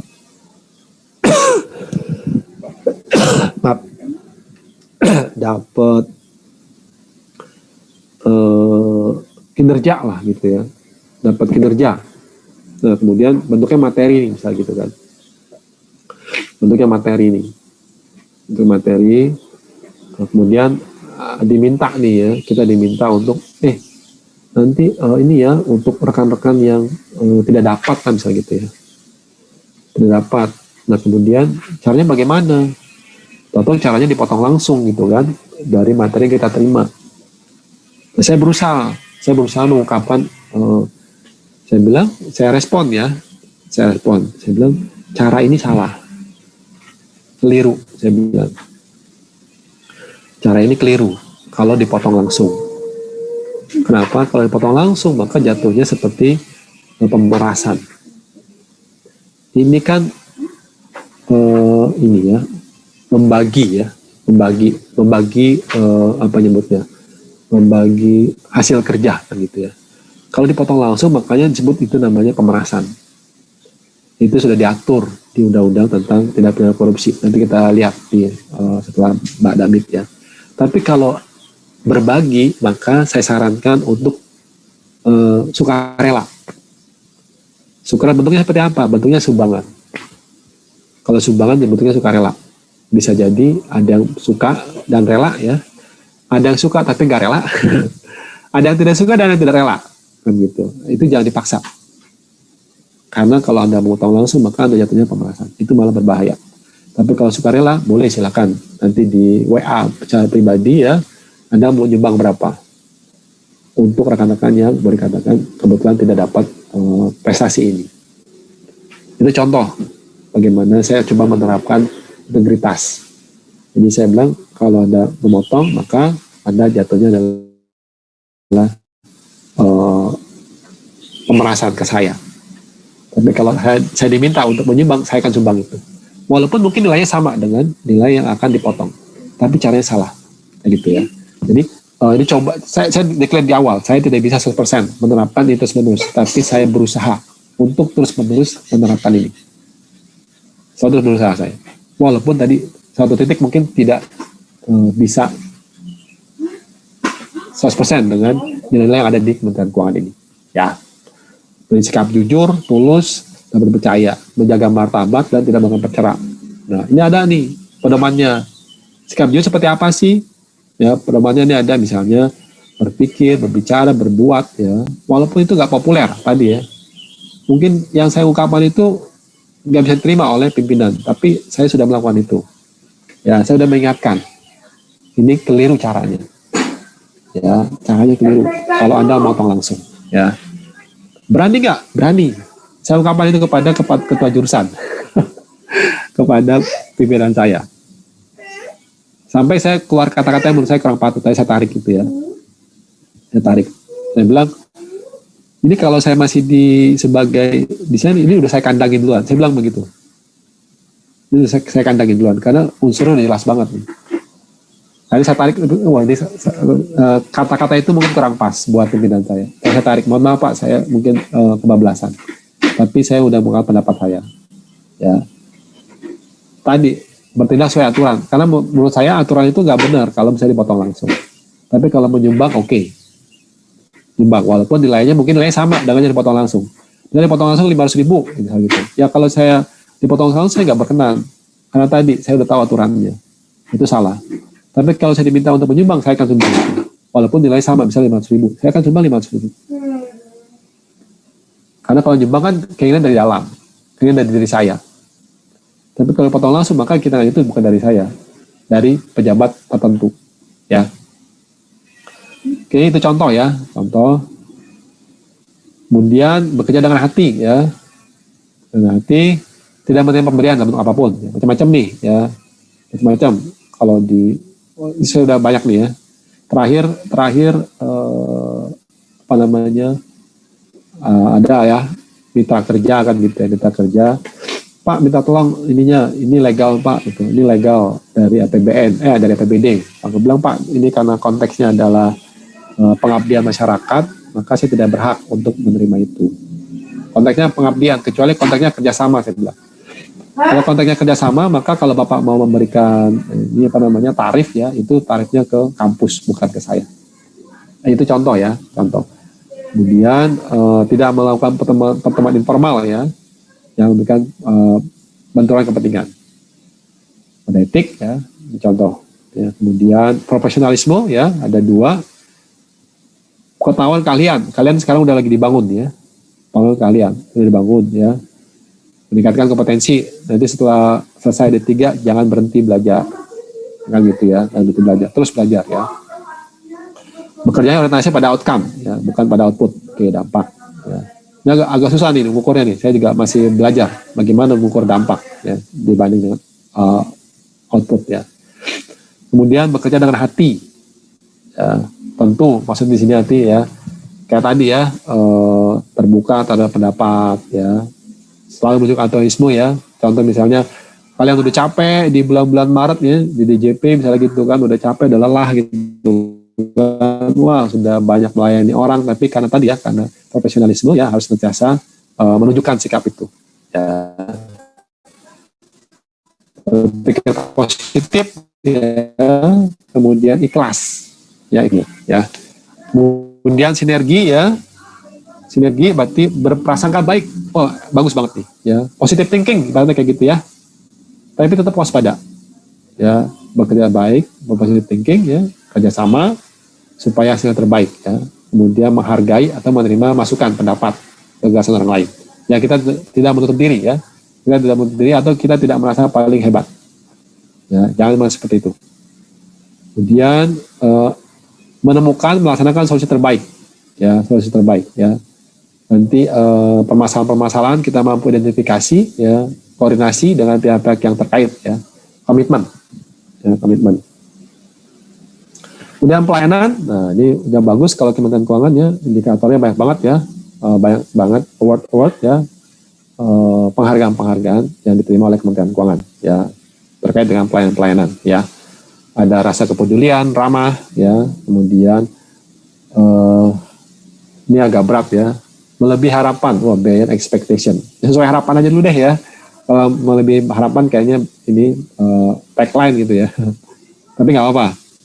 Harapan itu kita penuhi dulu kan gitu, ya.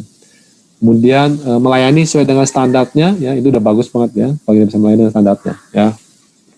Kalau seandainya kita kurang kompeten di situ, ya, kita bisa minta bantuan atau kita bisa arahkan kepada pihak-pihak yang lebih berkompeten. Nah, misalnya kamu fokusnya di PPH 21, ada yang konsultasi dengan PPH 21 badan, misalnya gitu. Waduh, saya baru dapat dikit informasi nih Pak, nanti kita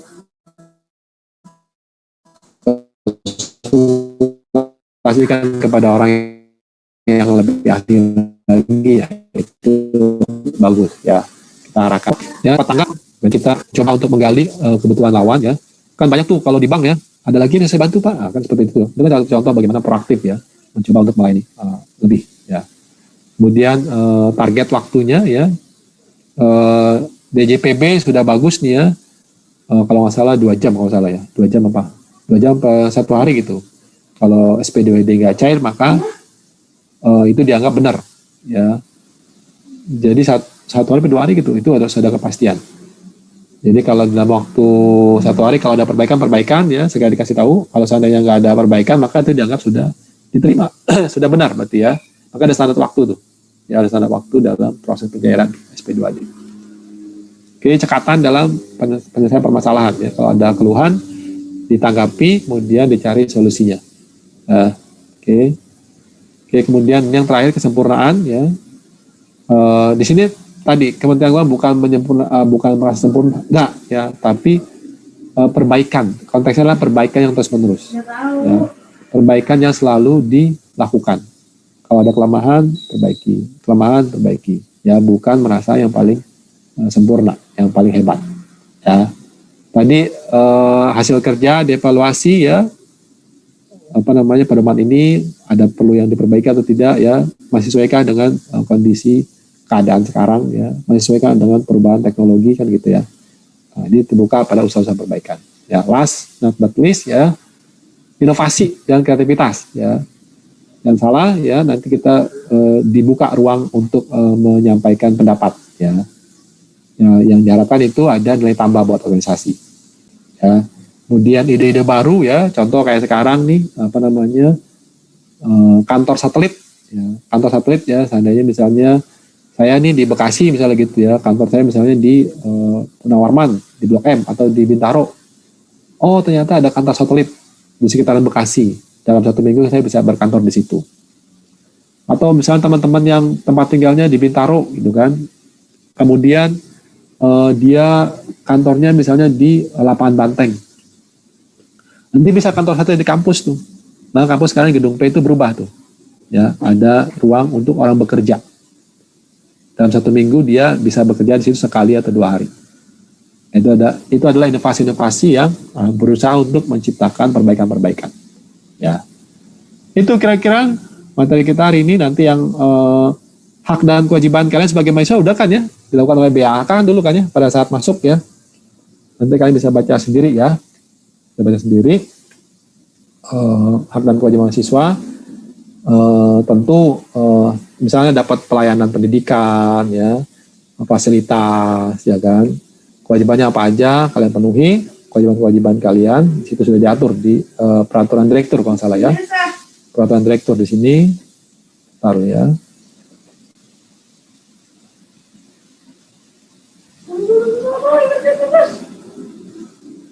Misalnya di sini hak, kewajiban, dan disiplin mahasiswa. Ini diatur di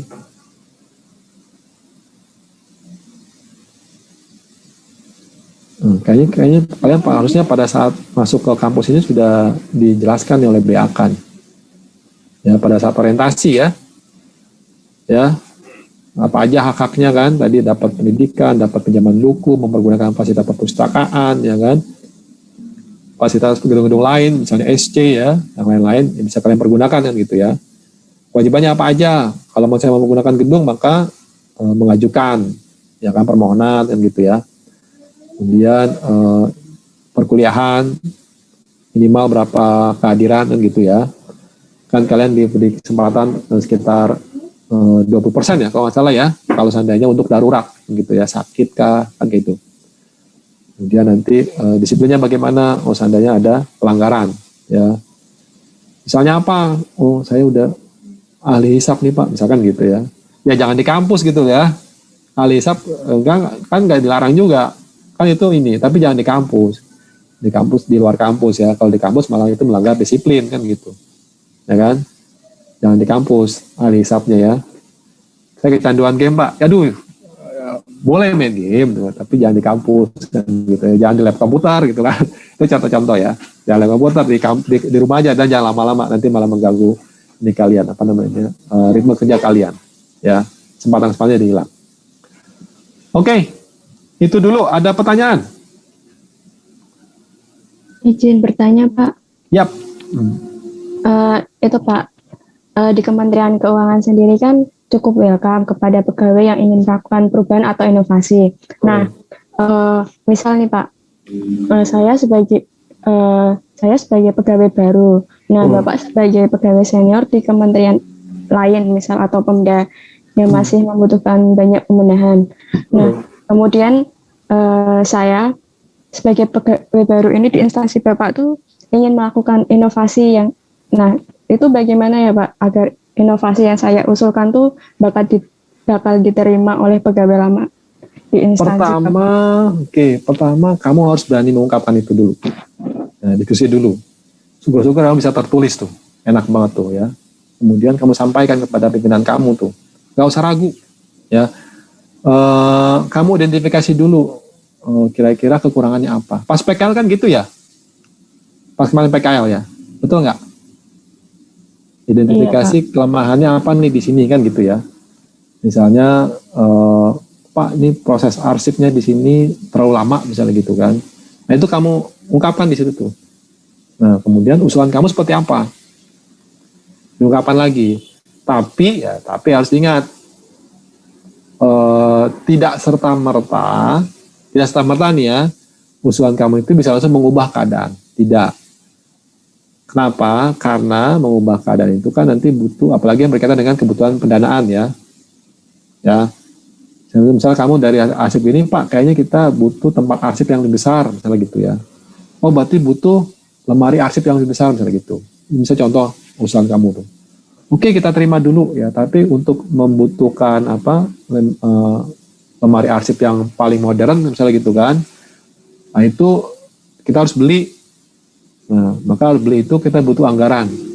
Maka nanti biasanya itu dijadikan feedback dulu ya. Kemudian kita masukkan ke dalam anggaran. Supaya nanti bisa dieksekusi ide-ide kamu. Seandainya itu bisa diterima oleh pimpinan kamu. Jadi jangan berkecil hati ya. Kemudian yang penting kamu ungkapkan itu, kemudian beranikan diri untuk mengajukan itu. Setelah kamu meneliti ataupun menganalisa ya, ini ada titik-titik kelemahan yang bisa diperbaiki. Ya, dan yang terakhir adalah jangan langsung putus asa. Seandainya ide-ide kamu itu ya membutuhkan waktu perubahannya. Ya. Kemudian sampaikan itu secara baik. Ya, dengan tidak menggurui. Ya, jangan menggurui. Kenapa? Karena saya yakin pimpinan kamu ya, pegawai-pegawai yang ada sebelum kamu datang pasti dia mungkin punya pemikiran yang sama ya, cuma dia lagi mencari cara yang paling bagus gitu ya, sama seperti kamu. Mungkin kalau yang baru nih masih fresh gitu kan, masih bisa melihat hal yang lebih luas lagi mungkin. Itu kira-kira Vira ya. Iya Pak. Terima Oke, kasih, Pak. thank you ya Vira. Kemudian Pak UTS bagaimana Pak? Ini saya tunggu-tunggu Pak UTS-nya Pak. Oke. Bisa belajar dari soal-soal tahun lalu ya, Pak Subagio. Dosen kaliannya Pak Subagio. Saya lupa kelas berapa Pak Subagio itu doskonya. Kalian tahu nggak? Tadi Pak Subagio kan meminta soal dari dosen-dosen yang lain kan gitu ya. Dan saya sudah menyumbang soal. Dan Pak Dosko sudah meminta izin saya. Loh, kok minta izin Pak? Saya bilang itu. Mas, aku izin ya, nanti soalnya dikeluarkan gitu. Oh silakan Pak gitu. Tentu saya tidak akan ngasih soal essay ya, tapi saya ngasih soal kasus, ya kan gitu ya. Seperti apa Pak? Nggak boleh dikasih tahu kan gitu. Tapi kita pernah latihan. Kan saya selama ini ngasih soal latihan kan? Betul nggak? Nah, jadi kalau kalian yakin kan itu kalian, nah itu kayak gitu-gitu ya. Oke, ada pertanyaan lagi yang lain? Ya. Yang lain seperti apa? Soalnya saya nggak tahu karena itu kewenangan dari Dosko ya. Jadi modelnya adalah semua dosen memberikan sumbangan soal, nanti Dosko yang punya kewenangan untuk mengeluarkan atau tidak mengeluarkan soal yang diberikan oleh para dosen. Tapi insya Allah sumbangan soal dari saya menurut Doskonya akan dikeluarkan di UTS. Jadi kalau kalian kemarin latihan-latihannya mampu, ya, nah itu insya Allah bisa. Ya, yang pasti lain soalnya dengan yang kemarin, yang pernah dilatih, ya. Oke, sekali lagi selamat menjalankan UTS dengan hati yang gembira dan hati yang optimis, ya. Kayaknya sih open book kali ya, karena close book juga percuma sih ya. Nggak tahu, tapi siap-siap kalau misalnya close book ya. Integritas kan di apa nyebutnya ya, bukan dipertaruhkan ya, diuji lah. Tapi berharap kalau saya bilang udah open book aja lah, nggak usah. Tapi soalnya kasus-kasus kan jadi susah ya.